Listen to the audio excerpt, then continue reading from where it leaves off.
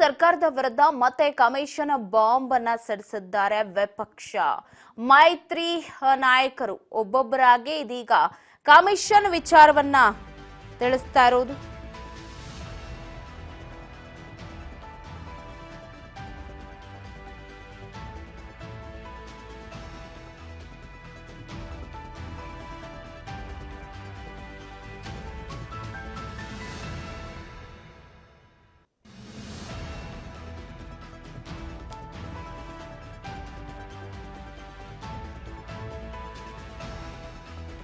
ಕಾಂಗ್ರೆಸ್ ಸರ್ಕಾರದ ವಿರುದ್ಧ 60% ಕಮಿಷನ್ ಆರೋಪ ಕೇಳಿ ಬಂದಿದೆ. ಕೇಂದ್ರ ಸಚಿವರ ಹೇಳಿಕೆ, ವಿಧಾನಸೌಧದಲ್ಲೇ ಲಂಚವನ್ನ ತೆಗೆದುಕೊಳ್ತಾರೆ ಅಂತ ಏನ್ ಹೇಳಿಕೆಯನ್ನ ಕೊಟ್ಟಿದ್ರು, ಅದೀಗ ಸಾಕಷ್ಟು ಚರ್ಚೆಗೆ ಕಾರಣವಾಗ್ತಾ ಇದೆ.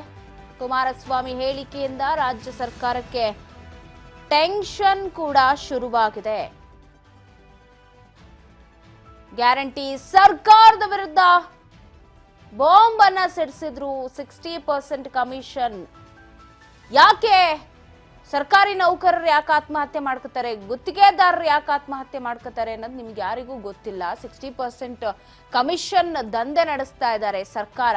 ಸೊ ಅದರಿಂದ ಬೇಸತ್ತು ಅವರು ಆತ್ಮಹತ್ಯೆ ಮಾಡ್ಕೊಳ್ತಾ ಇದ್ದಾರೆ ಅಂತ ಹೇಳಿ ಏನು ಕುಮಾರಸ್ವಾಮಿ ಅವರು ಒಂದು ಹೇಳಿಕೆಯನ್ನ ಕೊಟ್ಟಿದ್ರು. ಅದಕ್ಕೆ ಸಿದ್ದರಾಮಯ್ಯನವರು ಕೂಡ ಕೌಂಟರ್ ಅನ್ನ ಕೊಟ್ಟಿದ್ರು. ವಿಧಾನಸೌಧದಲ್ಲೇ ಲಂಚಾವತಾರದ ವಿಚಾರವನ್ನ ಕುಮಾರಸ್ವಾಮಿ ತಿಳಿಸಿದರು.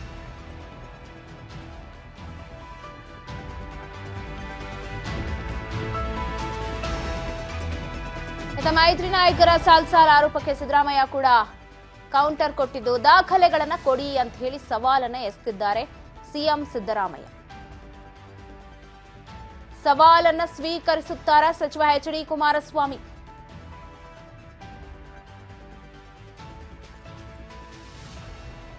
ರಾಜ್ಯ ಸರ್ಕಾರದ ಭ್ರಷ್ಟಾಚಾರದ ಬಗ್ಗೆ ದಾಖಲೆಯನ್ನ ಇಡ್ತಾರಾ? ಮೈತ್ರಿ ಆರೋಪಕ್ಕೆ ತಿರುಗೇಟು ನೀಡುವಂತೆ ಸಂಪುಟಕ್ಕೆ ಕರೆ ಕೊಟ್ಟಿದ್ದಾರೆ ಸಿದ್ದರಾಮಯ್ಯ. ಆರೋಪವನ್ನ ಗಂಭೀರವಾಗಿ ತಗೊಳ್ಳೋಣ ಅಂತ ಕೌಂಟರ್ ಕೊಟ್ಟಿದ್ದಾರೆ. ಪ್ರತಿಯೊಂದರಲ್ಲೂ ಫಿಕ್ಸ್ ಆಗೋಗಿದೆಯಲ್ಲ, ಅವರ ಪಕ್ಷದ ಗುತ್ತಿಗೆದಾರರೇ, ತುಮಕೂರಿನ ಯಾವುದೋ ಒಂದು ಅಸೋಸಿಯೇಷನ್ ಅವ್ರ ಪಕ್ಷದ ಕಾರ್ಯಕರ್ತರೆ 60% ದಾಟಿದೆ. ಅವರೇ ಎಷ್ಟೋ ಪರವಾಗಿರಲಿಲ್ಲ ಅಂತೇಳಿ ಹಿಂದಿನ ಸರ್ಕಾರದ ಬಗ್ಗೆ ಕಾಂಗ್ರೆಸ್ನ ಗುತ್ತಿಗೆದಾರರೇ ಸರ್ಟಿಫಿಕೇಟ್ ಕೊಡ್ತಾವ್ರೆ. ಹೋಗ್ಲಿ, ಅದು ಕಾಂಟ್ರಾಕ್ಟ್ ತಗೋಬೇಕಾದರೆ PWDನಲ್ಲೋ ಇರಿಗೇಷನಲ್ಲೋ ಮಾಡ್ಕೊತಿದ್ದು ಇವ್ರುಗಳು ಲೂಟಿ ಹೊಡೆಯೋದೊಂದು ಭಾಗ ಹೊಡಿತಿರೋದು. ಈಗ ಮನೆ ಹಂಚಿಕೆ ಮಾಡಬೇಕಾದ್ರೂ ದುಡ್ಡು ಕೊಡ್ಬೇಕಂತೆ. ಹಿಂದೆ ಅವನ PDO ಗಿಡಿಒ ತಗೊಳ್ಳೋನು 1,20,000 ರೂಪಾಯಿಗೆ ಕಮಿಷನ್ ಅಲ್ಲಿ ಹಳ್ಳಿಲಿ ಆ PDO ಇವರನ್ನು ತಗೊಳ್ಳೋನು. ಈಗ ವಿಧಾನಸೌಧದಲ್ಲೇ ಶುರು ಆಗೋಯ್ತು. ಈಗ ಮಂತ್ರಿಗಳಿಗೆ ಕೊಟ್ಟು ಮನೆ ರಿಲೀಸ್ ಮಾಡಿಸ್ಕೋಬೇಕು. ಇನ್ನು ಹಲವಾರು ಇಲಾಖೆಯಲ್ಲಿ ದುಡ್ಡು ತರಬೇಕಾದ್ರೆ ಮೊದಲು ಪರ್ಸೆಂಟೇಜು ಮಂತ್ರಿ ಕೊಟ್ಟು ಆಮೇಲೆ ದುಡ್ಡು ರಿಲೀಸ್ ಆಗಬೇಕು. ಪ್ರತಿ ಇಲಾಖೆಯಲ್ಲಿ ಫಿಕ್ಸ್ ಮಾಡ್ಕೊಂಡಿದ್ದೀರಿ. ಜಗಜ್ಜಾಹಿರ ಇದು ಎಲ್ಲಿದೆ? ಕುಮಾರಸ್ವಾಮಿ ಕಾಲದಲ್ಲಿ ಮಾಡ್ತೀರೋ ಅದಕ್ಕಿದೆ ಹೇಳ್ತಾರೆ, ಇದು ಹೇಳ್ತವೆ. ಯಾರ ಮಾನ ಮರ್ಯಾದೆ ಇದೆ ಅವರಿಗೆ? ದುಡ್ಡು ತಿನ್ನಕ್ಕೂ ಒಂದು ಇತಿಮಿತಿ ಬೇಡ, ಇತಿಮಿತಿ ಬೇಡ. ಇದಕ್ಕೆ ಅಧಿಕಾರಿಗಳು ಎಲ್ಲಿಂದ ಕೆಲಸ ಮಾಡ್ತಾರೆ? ಈ ಥರ ಆಗೋದ್ರೆ ಯಾತಕ್ಕೆ ಆತ್ಮಹತ್ಯೆಗಳು ನಡೀತಾವೆ? ರೈತರ ಆತ್ಮಹತ್ಯೆ ನೋಡ್ತಾ ಇದ್ದು. ಕುಮಾರಸ್ವಾಮಿ ಆರೋಪ ಮಾಡಿದ್ದಾರೆ, ಪ್ರೂವ್ ಮಾಡಲಿ, ಸಾಬೀತು ಮಾಡಕ್ಕೆ ಹೇಳಿ. ಅದನ್ನು ಸಾಬೀತು ಮಾಡಕ್ಕೆ ಹೇಳಿ. 60% ಕಮಿಷನ್ನು ನಡೀತಾ ಇದೆ, ಭ್ರಷ್ಟಾಚಾರ ನಡೀತಾ ಇದೆ ಅಂತ ಇದ್ರೆ let him prove it.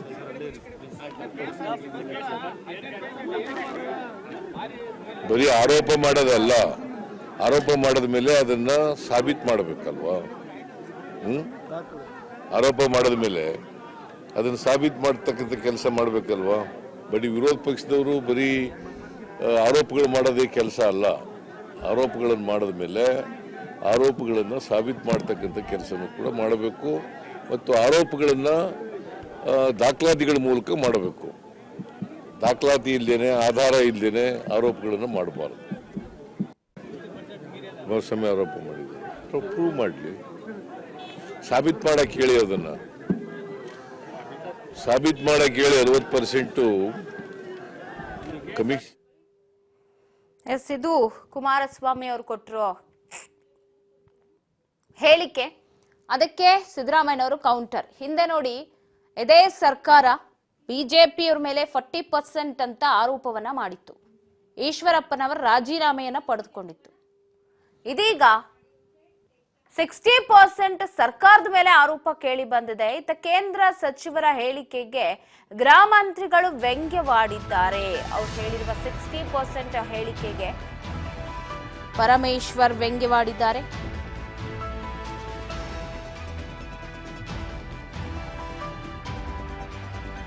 $50% commission ಆರೋಪಕ್ಕೆ ಗೃಹ ಮಂತ್ರಿ ಲೇವಡಿ. ಆರೋಪವನ್ನ ಗಂಭೀರವಾಗಿ ನಾವು ತೆಗೆದುಕೊಳ್ತೀವಿ. ಅವ್ರೇನ್ ಆರೋಪ ಮಾಡಿದ್ದಾರೆ 60% ಅಂತ, ಅದನ್ನ ನಾವು ಗಂಭೀರವಾಗಿ ತಗೋತೀವಿ. ಆರೋಪವನ್ನ ಸಿಎಂ ನಿರಾಕರಿಸಿದ್ದಾರೆ. ದಾಖಲೆಯನ್ನ ಕೇಳ್ತಾ ಇದ್ದಾರೆ. ನಾನು ಕೂಡ ಅವರಿಗೆ ದಾಖಲೆಯನ್ನ ಕೇಳ್ತೀನಿ ಅಂತ ಹೇಳಿ ಡಾಕ್ಟರ್ ಜಿ ಪರಮೇಶ್ವರ್ ರಿಯಾಕ್ಟ್ ಮಾಡಿದ್ದಾರೆ. ರಾಜ್ಯಕ್ಕೆ ತಂದು ಬಂಡವಾಳ ಹೂಡುವಂತೆ ಮಾಡಿ ಸುಮ್ಮನೆ ರಾಜಕೀಯ ಆರೋಪ ಮಾಡ್ತಾ ಕೂರದಲ್ಲ ಅಂತ ಪರಮೇಶ್ವರ್ ಗರಂ ಆಗಿದ್ದಾರೆ.